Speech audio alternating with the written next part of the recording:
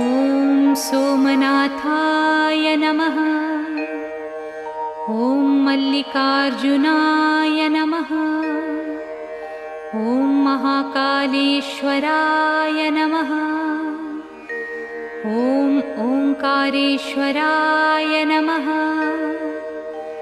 ॐ वैद्यनाथाय नमः।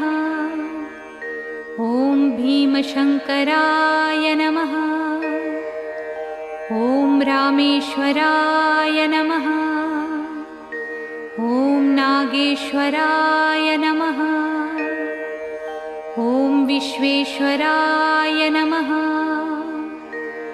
ॐ त्र्यम्बकेश्वराय नमः। ॐ केदारेश्वराय नमः। ॐ भुस्मेश्वराय नमः।